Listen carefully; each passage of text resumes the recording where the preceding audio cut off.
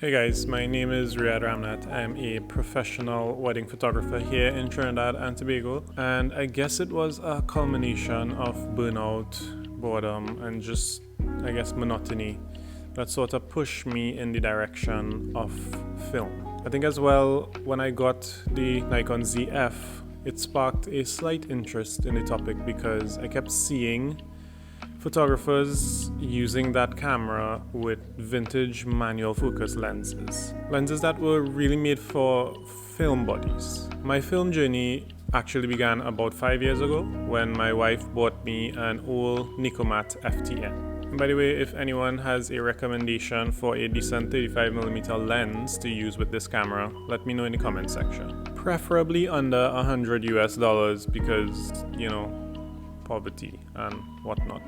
But anyway, when I got it, I was more interested in the camera itself rather than actually shooting film because it's really old and I think it was made like in the late 1960s or early 70s, and this particular model was made for the Japanese market.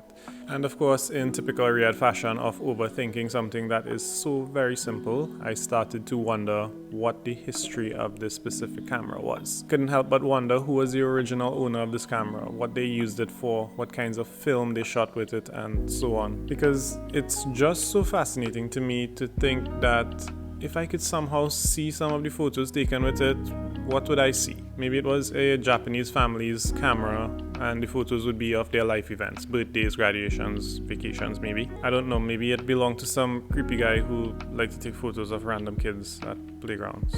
Let's hope it's not that. Maybe I'd see some old cool Japanese architecture.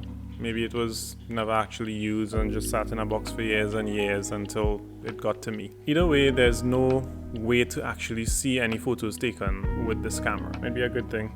Kinda gross myself out with that creepy guy scenario. But anyway, I shot 2 rolls of film with the camera when I first got it, and my interest sort of died for a couple of years. Then something happened around 4 months ago. I don't know exactly what it was, but I just thought to myself, maybe I should give it a go again. So I bought a few rolls of Kodak Gold, loaded it up in the FTN, and shot some pretty bad photos with it. But even though the photos were bad, it intrigued me. Why are these photos so bad yet somewhat interesting? The photos gave me an odd feeling, almost like deja vu, like a feeling of nostalgia, but the weird part is that the look of these photos isn't something me or my generation had ever really experienced. So I did what any tortured soul would do, and I dove headfirst into the world of film. I shot more and more rolls of 35mm film.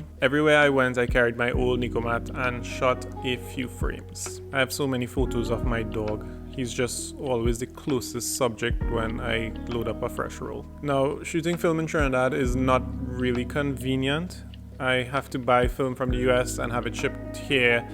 Then there's only one person that I'm aware of that develops film in Trinidad. And he's really good at it, but then I thought to myself, well, maybe I should try to develop it for myself. So I did. I bought the Cinestill C41 kit online, and after much hullabaloo to get it to Trinidad, I started developing my own film. And it's been going well. I messed up 1 roll of film, but let's be honest, those photos were probably garbage anyways. It's still a learning experience, but I found that the most difficult part of the process is actually digitizing the negatives and converting it into positives. Mostly because film attracts so much tiny dust particles which show up in the scans. Not to mention, when hard water dries on the film, it leaves a really gross sort of residue that affects the image quality. But there's just something so extremely satisfying and I guess fulfilling about doing the entire development and scanning process on your own. Because I am a strong independent person who needs no man. But I am really enjoying this whole process. My film photography is nowhere near what I or anyone for that matter would call good. But it's good for my mental health. As a full-time photographer, it's hard to find the time to just shoot for fun. What was once a hobby is now my occupation. And while it is a dream come true to do this for a living, it's still very much a job that can get you frustrated, etc., etc. So doing film has been a bit of a relief from my typical photography work. Film has really reignited my passion for photography. It has taught me to slow down, make every shot count, and not just burst fire everything I see. It makes you wonder if this scene is worthy of using a frame on the limited rule. It makes you think twice about what you want in focus. It makes you think twice about what you want in the frame. It makes you think twice about what the exposure should be. It just makes you think. It has definitely had an effect on my wedding work. I'm slowing down and thinking about my compositions, poses, and overall scenes.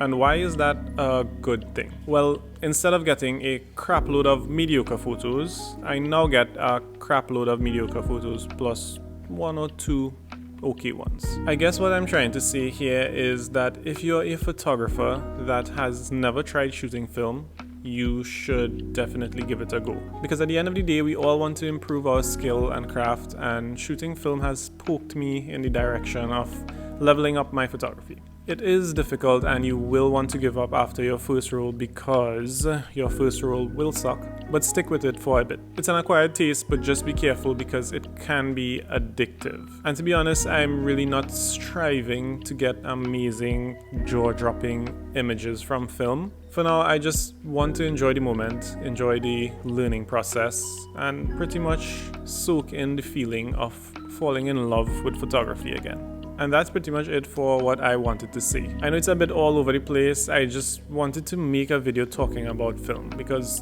Lord knows, as much as she entertains my film photography conversations, my wife is probably tired of hearing about it. If you've reached this far in the video, I appreciate you watching it, and it would be an absolute honor if you considered subscribing. Be a good human, and I'll see you in the next one.